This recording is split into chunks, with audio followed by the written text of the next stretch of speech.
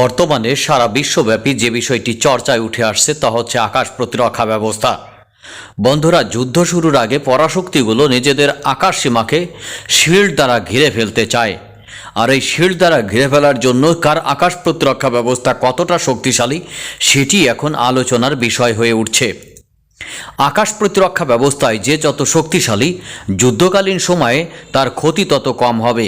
শুধু যুদ্ধকালীন সময়ে নয়, আপনার যদি এমন কোনো স্থাপনা থাকে যেটি কৌশলগতভাবে অত্যন্ত গুরুত্বপূর্ণ, সেই সকল স্থাপনার রক্ষা কবচ হিসেবে বর্তমানে কাজ করছে আকাশ প্রতিরক্ষা ব্যবস্থা বা এয়ার ডিফেন্স সিস্টেম।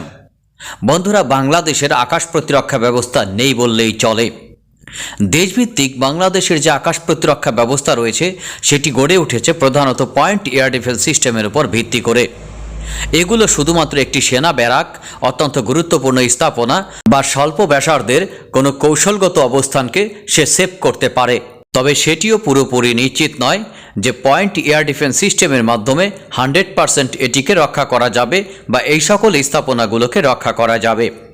বন্ধুরা, অ্যান্টি এয়ারক্রাফট গান, ভিসোরাট বা ম্যানপট, এগুলোকেই মূলত আমরা পয়েন্ট এয়ার ডিফেন্স সিস্টেম হিসেবে বিবেচনা করে থাকি। বাংলাদেশের মহা গুরুত্বপূর্ণ স্থাপনাগুলো গড়ে উঠছে এই মুহূর্তে, অর্থাৎ বিগত কয়েক বছরের মধ্যে এবং সাম্প্রতিক সময়ে এবং সামনে।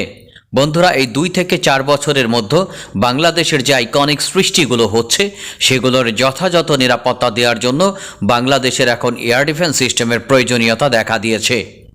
বন্ধুরা, প্রয়োজনই উদ্ভাবনের চাবিকাঠি, আর বাংলাদেশের ক্ষেত্রে প্রয়োজনই ক্রয়ের চাবিকাঠি বা প্রযুক্তি হস্তান্তরের চাবিকাঠি হয়ে উঠছে ভবিষ্যতে। অতি সম্প্রতি বাংলাদেশের পরমাণু শক্তি কমিশনের সাথে রাশিয়ার জেএসসি অ্যালেরনের একটি চুক্তি স্বাক্ষর হয়েছে। বন্ধুরা, জেএসসি অ্যালেরন হলো পারমাণবিক স্থাপনায় নিরাপত্তা দেওয়ার জন্য একটি ঠিকাদারি প্রতিষ্ঠান। বাংলাদেশের সেনাবাহিনীর বিশেষ সদস্যরা পারমাণবিক স্থাপনার ভৌত অবকাঠামোকে নিরাপত্তা দেওয়ার জন্য রাশিয়ায় বর্তমানে প্রশিক্ষণরত অবস্থায় আছে। বিষয়টি এতদিন গোপন থাকলেও এবার তা প্রকাশিত হলো। রাশিয়ার বেসরকারি ঠিকাদারি প্রতিষ্ঠান জেএসসি অ্যালেরনের অধীনে বাংলাদেশ সেনাবাহিনীর সদস্যরা অত্যন্ত উন্নত মানের প্রশিক্ষণ পাচ্ছে রাশিয়া থেকে। পারমাণবিক কেন্দ্রের ভৌত অবকাঠামোগত নিরাপত্তা রক্ষা করা অত্যন্ত বড় ধরনের চ্যালেঞ্জের। বন্ধুরা, সন্ত্রাসী হামলার ঝুঁকি থেকে শুরু করে অন্যান্য যে কোনো দুর্ঘটনা রোধে বা দুর্ঘটনায় তৎক্ষণাৎ রেসপন্স করবে সর্বপ্রথম এই বাহিনী। পারমাণবিক বিদ্যুৎ কেন্দ্রের আরেকটি জটিল বিষয় হল সাইবার হামলা প্রতিরোধ বা সাইবার সিকিউরিটি। বন্ধুরা, সাইবার সিকিউরিটির বিষয়েও এই কোম্পানি বাংলাদেশের সাথে যৌথভাবে কাজ করছে। আর এক্ষেত্রে বাংলাদেশ সেনাবাহিনীর বিশেষ টিম অত্যন্ত উচ্চমানের সাইবার সিকিউরিটি বিষয়ক প্রশিক্ষণ পাচ্ছে। এই সকল প্রশিক্ষণের মাধ্যমে বাংলাদেশে একটি পারমাণবিক স্থাপনায় নিরাপত্তা দেওয়ার জন্য এমন ধরনের টিম সৃষ্টি হচ্ছে যেটি ভবিষ্যতে বাংলাদেশের সম্পদ হিসেবে বিবেচিত হবে। বন্ধুরা, স্কিলও অনেক সময় সম্পদ হতে পারে। প্রযুক্তিগত সক্ষমতা এবং প্রযুক্তিগত হস্তান্তরমূলক যে বিষয়গুলো রয়েছে সেগুলো যেমন একটি দেশের জন্য সম্পদ, বা পেটেন্ট আইনে অন্য দেশ থেকে যখন এই দেশে এই বিষয়গুলো আসবে তখনই এই দেশের সম্পদ। এছাড়া স্কিল ডেভেলপমেন্টও একটি দেশের সম্পদ হিসেবে ভবিষ্যতে কাজ দিতে পারে।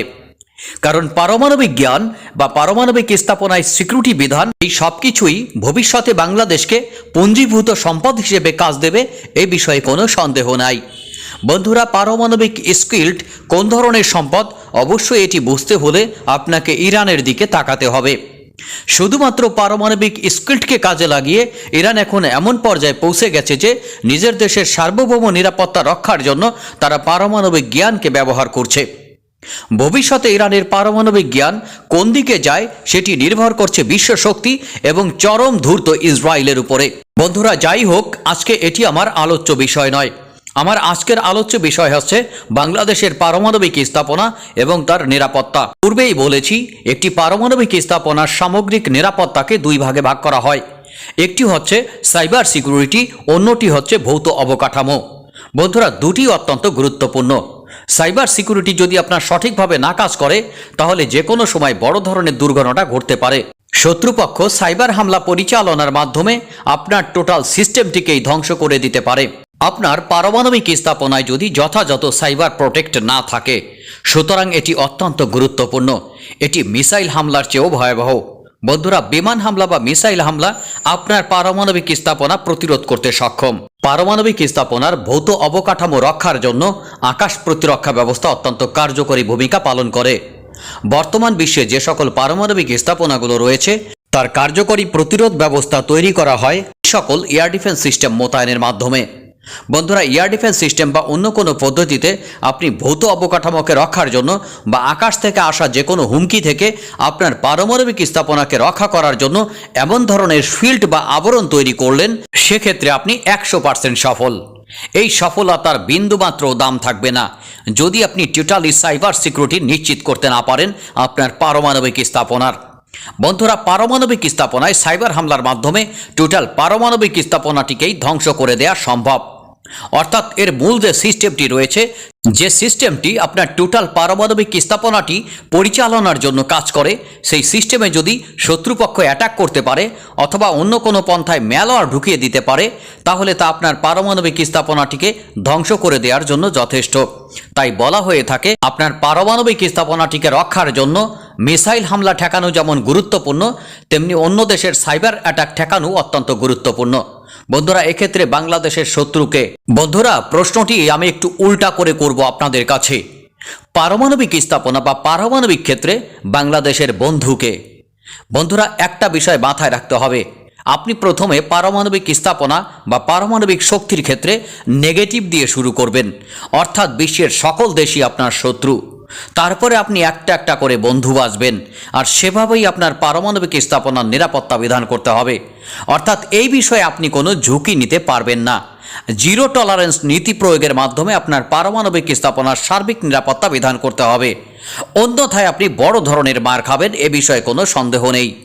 বন্ধুরা, বাংলাদেশের উচিত হবে সেক্ষেত্রে রাশিয়ার সাথে নিবিড় যোগাযোগ গড়ে তোলা, এবং বাংলাদেশ ইতিমধ্যে সেই কাজটি শুরু করেছে, এবং গোয়েন্দা তৎপরতা সর্বোচ্চ পর্যায়ে জারি রাখা, কারণ গোয়েন্দা তৎপরতা গুরুত্বপূর্ণ একটি ফ্যাক্টর পারমাণবিক স্থাপনার নিরাপত্তা বিধানের জন্য। ক্রমান্বয়ে বাংলাদেশ উন্নতির পথে ধাবিত হচ্ছে। এই উন্নতির সাথে সাথে শক্তির চাহিদা বৃদ্ধি পাচ্ছে দিনকে দিন, আর শক্তির সাথে তাল মিলিয়ে বাংলাদেশ আরও নতুন নতুন পারমাণবিক বিদ্যুৎ কেন্দ্র স্থাপন করবে, এ বিষয়ে কোনো সন্দেহ নেই। যত বেশি পারমাণবিক বিদ্যুৎ কেন্দ্র তত বেশি নিরাপত্তা ঝুঁকি, আর তার নিরাপত্তা দেওয়ার জন্য তত বেশি চ্যালেঞ্জ।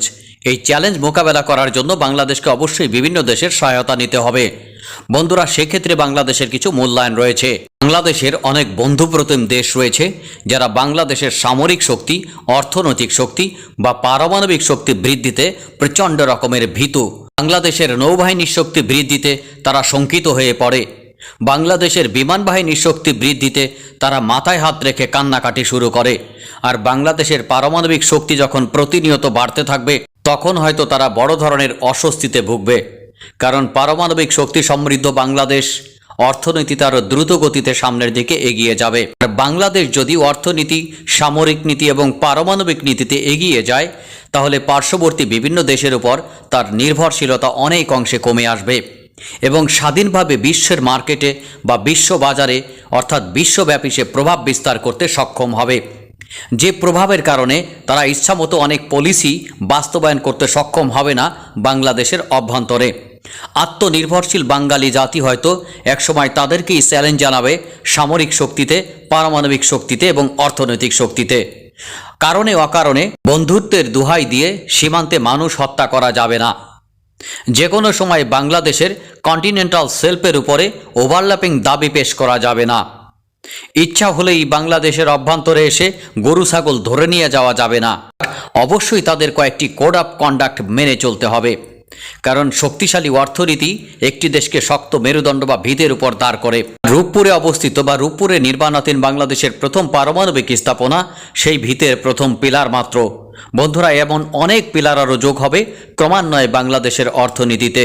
পদ্মা সেতু, মেট্রো রেল, দ্বিতীয় পারমাণবিক বিদ্যুৎ কেন্দ্র, মাতারবাড়ি গভীর সমুদ্র বন্দর। বন্ধুরা, পদ্মা সেতু লিঙ্ক রেলওয়ে, বাংলাদেশের প্রথম কৃত্রিম স্যাটেলাইট বঙ্গবন্ধু 1, প্রক্রিয়াধীন বঙ্গবন্ধু 2, ঢাকা চট্টগ্রাম ম্যাগনেটিক ট্রেন। সামগ্রিক বিষয়গুলো যদি আমরা বিবেচনায় নেই, তাহলে আমরা এমন একটি বাংলাদেশকে দেখতে পাই যে বাংলাদেশ মাথা উঁচু করে বিশ্বের বুকে সামরিক এবং অর্থনৈতিক শক্তিতে বলীয়ান হয়ে নেতৃত্বের জয়গান গাইবে। বন্ধুরা, এই সকল স্থাপনাগুলোকে রক্ষার জন্য বাংলাদেশ সরকার বা বাংলাদেশের উচিত হবে বহু লেয়ার ভিত্তিক আকাশ প্রতিরক্ষা ব্যবস্থা গড়ে তোলা। আর এটি অবশ্যই বাংলাদেশের নিরাপত্তার জন্য, ভবিষ্যৎ বাংলাদেশের মেগা প্রজেক্টগুলোর নিরাপত্তার জন্য, বাংলাদেশের সামগ্রিক অর্থনীতির নিরাপত্তার জন্য বাংলাদেশের প্রয়োজন, বিলাসিতার জন্য নয়।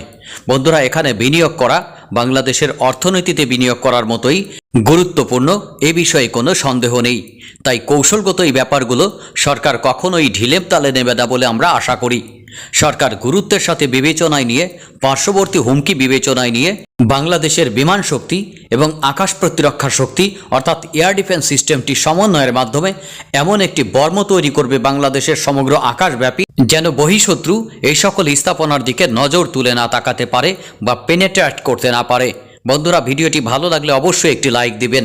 আর এই ধরনের ভিডিও নিয়মিত পেতে চাইলে মহিউদ্দিন ব্লগ চ্যানেলটি এখনই সাবস্ক্রাইব করে পাশে থাকা বেল আইকনটি চেপে দিবেন। ধন্যবাদ সকলকে।